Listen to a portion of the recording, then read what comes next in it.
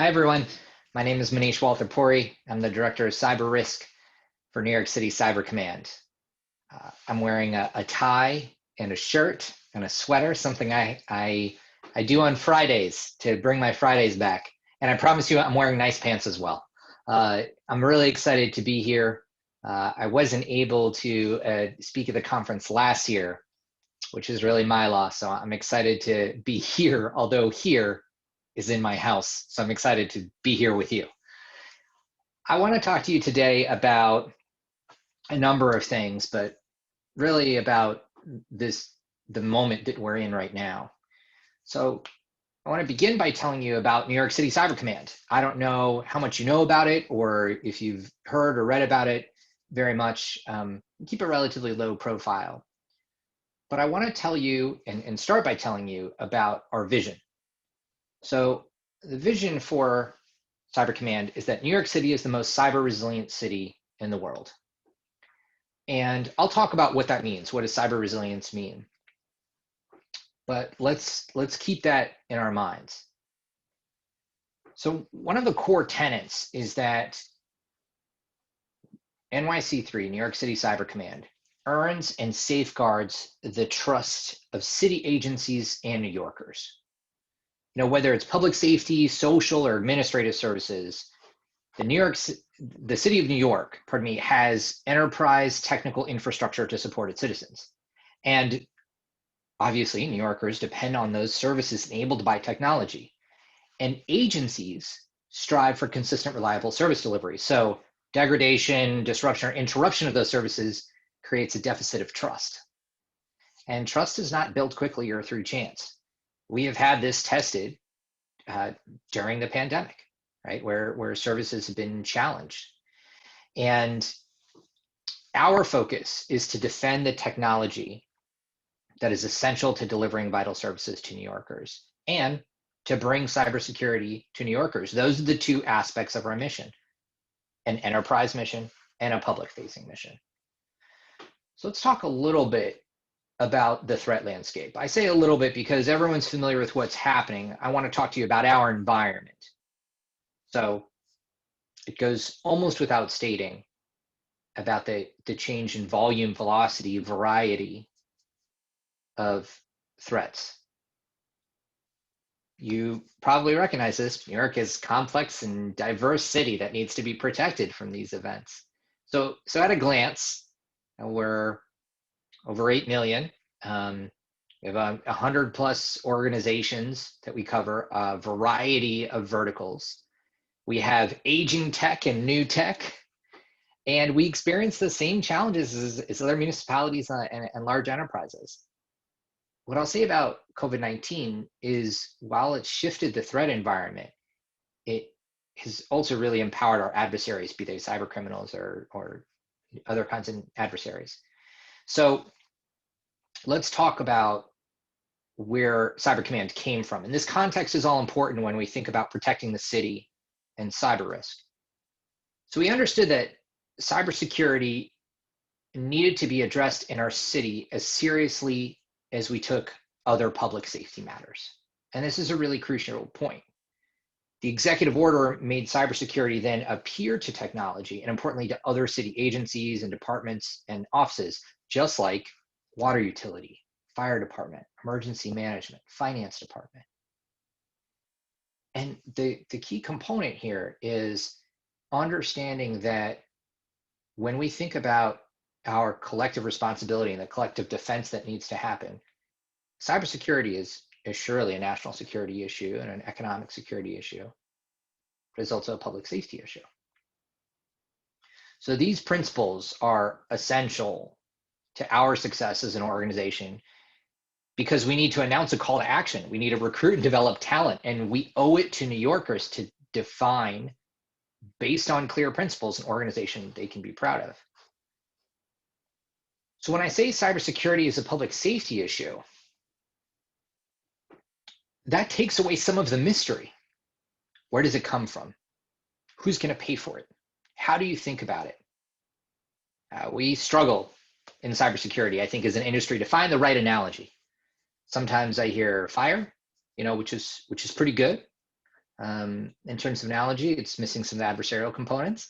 And there's a couple other analogies, but once you put it in the lens of public safety, I think it really helps us sharpen what is the focus of our protection and our risk management.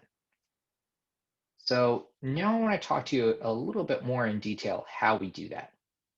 So the first is our key responsibilities that drive our day-to-day activities. This is going to look familiar to many of you.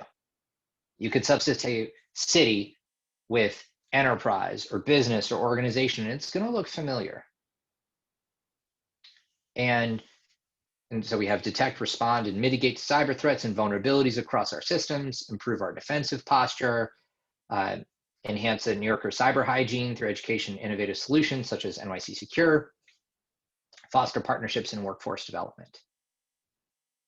So what we're doing is going to be familiar to you, but the environment, because it's different, means that how we do it has to be different. That has to adopt. So here's how we're set up. We have several different components: our security sciences team, threat management, urban technology, training and awareness, and our governance and strategy team. So the security sciences is our network architecture and our architecture and engineering team. Threat management, as you can imagine, covers incident response and our threat intelligence. Urban technology covers a range of different areas, including vulnerability management and our work in support of IoT. We have our education, training, and awareness. And then governance, which is really a catch-all for strategy that includes policy, cyber risk, strategic planning. So to get into it a bit more about how we take it seriously as all other public safety, there are three components. We aligned on three fundamental quests is the way that you might think about it. So the first quest is visibility and control. Can't defend what you can't see. So New York City government is comprised of over 500 million computers with multiple enterprises within that, interconnected but federated networks. That's important. All of which support services that New Yorkers rely on. Finance, health, transportation, public safety, water. Water, by the way, is the largest network of clean water delivery and wastewater treatment in North America. There's a lot of superlatives, but that's a big one. So to achieve visibility wouldn't be sufficient. We needed to achieve visibility that could defeat threats. And so in keeping with this, we adopted a mindset that an asset behaving abnormally should be guilty until proven innocent. That is the only way we could match the speed of the adversary. So the second is to build our fortress. And when we did that, we were asked a pretty simple question. Aren't you going to create a consolidation of risk if you do that? Building it in the cloud. And our fortress, we needed to be cloud first, so we could take advantage of the most current and innovative ways to manage identity and leverage data science. To say it another way, we couldn't afford to allow our responders themselves to be held at risk. And I talked about trust. And so to get agencies to trust us with their data and security telemetry, we needed to prove scientifically that we are operating with the strongest identity access controls and an extremely resilient data environment. So we knew that our data requirements need to scale to the size of a New York City problem. So we partnered with Google Cloud to build our fortress, which provides us with our data environment and allows us to hunt across a width and breadth of telemetry and adopt or delete different solutions from the cybersecurity ecosystem in a way that is entirely independent of our core data pipeline. So our third quest here is to protect New Yorkers in terms of building our protection. So as I mentioned earlier, the enterprise and public missions of Cyber Command are to defend the technology that enables services New Yorkers rely on and help New Yorkers become safer in their digital lives. Well, we began executing our public mission through two tactics, NYC Secure, which I mentioned, and then public Wi-Fi protection. And we know there's a lot of work to do, but this is back to the public safety thing. That there's an acknowledgement here that it's the government's role to help people avoid threats in their digital lives, and that's exceptionally powerful, I think. So now I'd like to talk to you about risk, and not cyber risk, not yet, risk. Risk management is all about resource allocation. So we're going to talk in a moment about what risk is and how you define that. But first, now to put in the mindset of thinking about a city has to be all things to all people. We need to serve all of our citizens. I used to work in the private sector, and at times when things got challenging, we could scale down or go back to our core product. There's no core product here. When we think about impact, it's a loss of service, and that's a loss of trust, which means regardless of the threat landscape, the budget environment, the quarter, our leadership is constantly examining our effectiveness and our efficiency.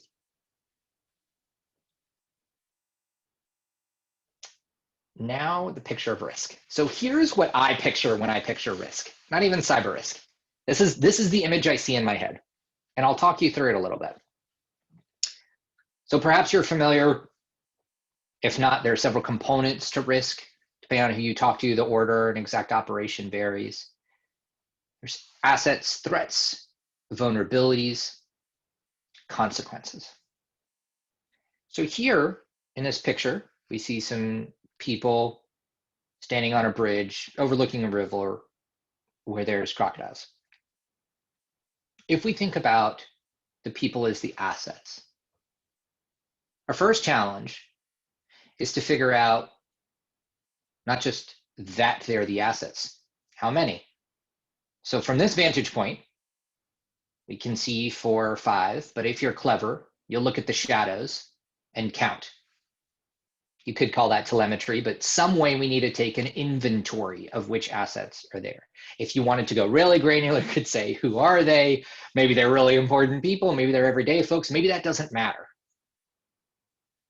But start with our assets. Okay. Then we can shift and think about the threats. So the threats here would be the crocodiles. That's one way to look at this. Crocodiles are a threat to the humans. And we have another component that is important, principle is controls. So we have a railing on that bridge. This is where it gets a little bit complicated, and we want to be precise. The railing doesn't protect the humans from the crocodiles. They're at a height. That could be considered a control as well, or the way you architect the bridge in this case, but the architecture could also be designed that way. What would happen if the railing weren't there, or just a rope, or if it were open? Well, the humans could fall into the river, and they could get injured even if the crocodiles weren't there. Let's say the crocodiles were there. We can see what happens. Let's talk about vulnerabilities. There's a number of different ways to think about vulnerabilities in this picture. One is maybe there's a vulnerability in the bridge itself. And now we start to get into a space where we're going to assume some things, but also it can change. Is the vulnerability in the architecture? Is it perhaps there was an earthquake several years ago that created a crack that hadn't been repaired? Perhaps it's in the materials. So you might ask yourself, you might be asking, when was the last time the bridge was inspected? Who architected it? What standards did they use? What kind of training did they have? And to bring it back a bit into the world of technology, if I said, hey, this bridge was built last year, that would really reassure some people. So they go, okay, it's using the latest and greatest. And other people would say, oh no, it hasn't been tested. It's only been around a year. And if you flip it around and say, this bridge is 75 years old, some people would be like, great. I know it's solid. It's been around 75 years. People say 75 years? Oh my goodness, when was the last time it had been inspected? So you have these different perspectives. Neither one is necessarily right. You got to consider both. So there's our vulnerabilities. And when these come together, we have the consequence. The bridge collapses, fall into the river, and the crocodiles could attack them and injure or kill them. And that's the consequence. That whole picture is risk. That whole picture is risk. And that's dynamic. That changes. So what would happen if we see there's about 10 people on this bridge? What if there are 1,000 people on the bridge? How does that change our picture? Would it worsen the vulnerability, so to speak? Perhaps we might have to think about prioritizing people, prioritizing the assets. What are the most critical? What if the assets stayed the same, but we tripled the number of crocodiles? How does our picture of risk change then? And I wrinkled it a little bit when I talked about the age of the bridge.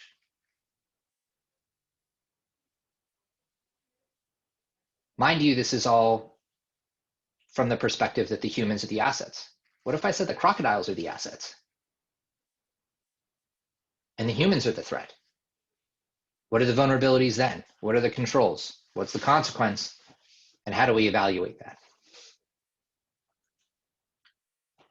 And lastly, this is just a snapshot.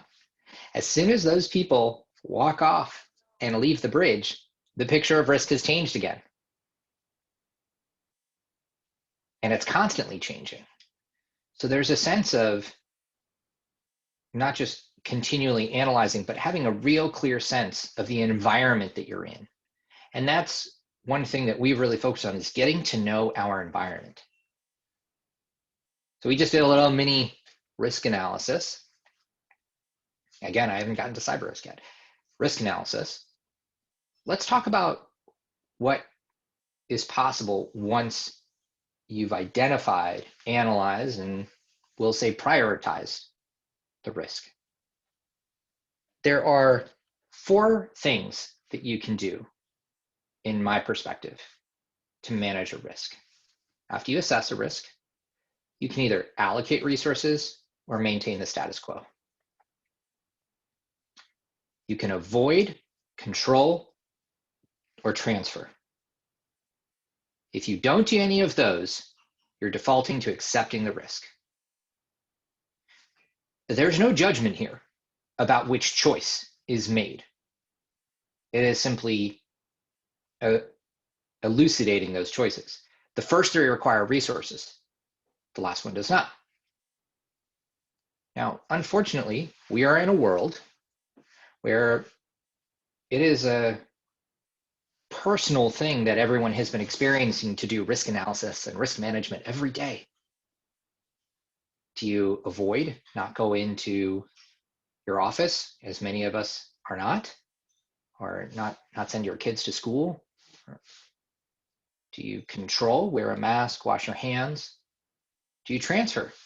Maybe if you have the resources and the ability, use a service to have someone get groceries for you or have food delivered. Those are your options. All of them require resources. It's debatable, but the avoid one is really expensive. It's really expensive to avoid things altogether. We try and avoid the avoid decision when possible. And then there's, if you don't do any of those, you're accepting the risk and you're going to maintain the status quo, not put any resources in. Let me say it differently. If you don't put any resources, then you're accepting that risk. Again, there is no judgment about that choice. It's understanding that that is the frame. So let me bring it back to cybersecurity and cyber risk. As we witness the evolution that we have from IT security to cybersecurity and now to cyber resilience, NYC3's approach in executing its mission is the same as it's building our organization. We focus on people and technology. And where that connects to risk and cyber risk management is where we put our resources, how we go into this fight is not about technology and whether the technology is broken or not. It's about human intent. Adversaries have the intent to steal, destroy, disrupt, and technology represents those chess pieces on the board. So these aren't ransomed because computers encrypt themselves. And so, especially in times of uncertainty, our organization and one built like that comes from a place that's risk informed can decide where to put our resources to continue to protect New Yorkers and the city and its agencies.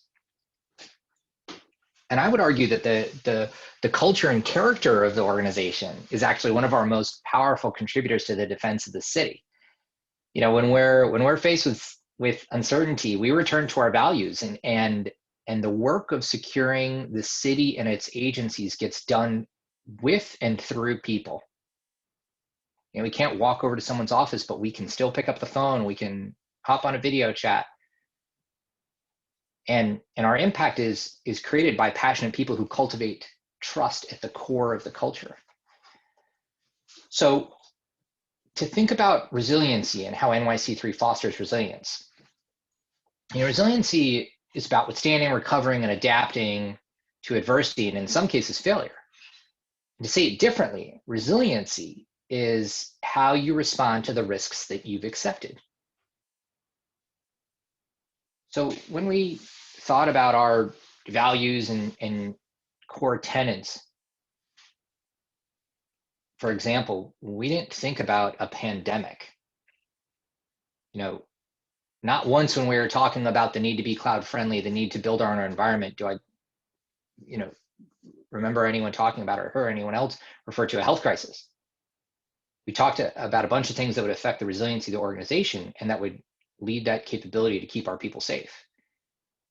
And so we hope for the best, we plan for the worst, and we expect the strangest.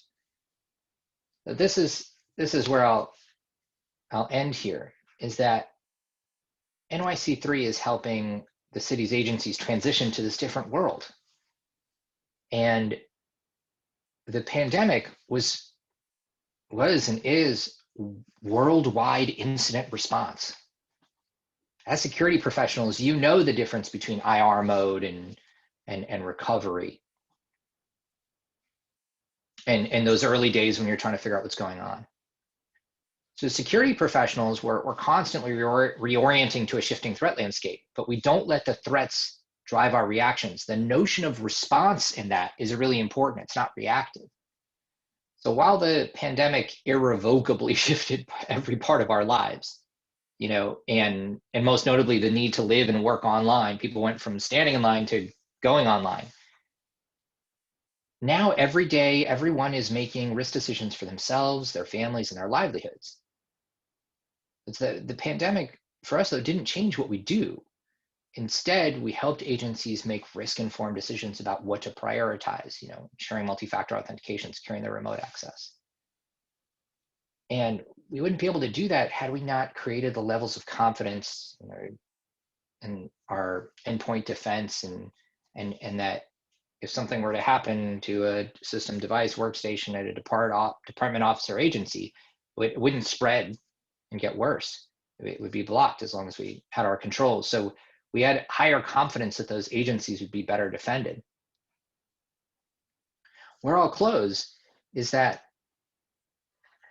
Cyber Command is a relatively young organization, but the city that we're here to defend is storied,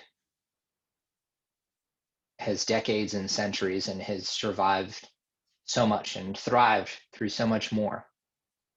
And we're here to protect its technology, its agencies, the services they provide for New Yorkers in whatever world is coming up next. Thank you very much. And I look forward to, oh yeah, that's good. And Munish, if you have a chance, I actually have a question for you. Yeah. This is, it's so refreshing to hear an organization that's focusing on the right side of the NIST cybersecurity framework, the Hmm. response, recover, the resiliency side, rather than the prevention and detection side. So, you know, obviously the New York City Cyber Command is a little bit different than most other organizations. Was there an aha moment that got you to thinking about resiliency versus protection as a primary driver? Hmm. That's an interesting question. I think some of it is the culture of New York, right? Our offices were a block north of the World Trade Center. It was very humbling always to come to work. It was, and I say this only in a good way, it was in the shadow of the tower. And that, I think that sensibility that I don't like the framing of it's just a matter of time. It's not a matter of if, it's a matter of when. That's not the framing. To me, it's you can do as much as you can possibly think of, and there is going to be ways that the risk manifests and has a consequence. And so if you've thought about what that adverse consequence looks like in your environment and how your environment responds, then you start to think about how do we withstand and adapt and continue. There's, I think, there's a lot of stories. When you ask that question, I was like, gosh, which one? There's, yeah, an epiphany is rarely one moment, right? It's a sequence of small moments. I think for me, one of them was really early when I joined this organization. I was talking to a friend about the job and comparing it to working in the private sector and how he would do risk analysis and things like that. And the example that came up that just came to mind, I'm not sure why, but it was there's no alternative to the fire department. Yeah. Right? There's no substitute. There's no substitute good. There's no competitor. It's just like they are going to be there. And we need to make sure that they can always be there. There's no alternative to Department of Homeless Services. And I say this with deep compassion. We now know there is no alternative to the Department of Education, right? We're not great teachers here at home. So that was really, it's been a series of moments, but yeah. Yeah, that makes it, that hits home. There's actually an article in one of the fire engineering magazines, me being a firefighter, about the fire departments being a resiliency model, not an efficiency model. And that seems to hold true for you. So the second question I had was, dovetailing off of that thought process. I know a lot of organizations are really putting a lot of money into threat modeling solutions out there and looking at threat modeling to determine their risk. Is that something you do, or is that something that you find to be worthwhile or not worthwhile? Yeah, no, I absolutely think it's worthwhile. In fact, multiple approaches to threat modeling is worthwhile. The colleagues I have that are real experts in threat modeling, when I talk to them to make sure that I've got it right, I appreciate when they're debating about different kinds of threat models and how to do it. We really benefit because there's multiple teams in our organization that can use that threat modeling in different ways of thinking about the impact and consequence. So to answer your question, it's definitely something that we use. I think the real key thing is, can you close the loop and figure out what you learned from it, and get faster at that loop? That's the thing to really close. So collaboration internally almost is really crucial. Awesome. Actually, that's all the questions I had. I really appreciate your time, and hope to see you soon. Yeah. All right. You take care. Thank you. Thank you, everyone.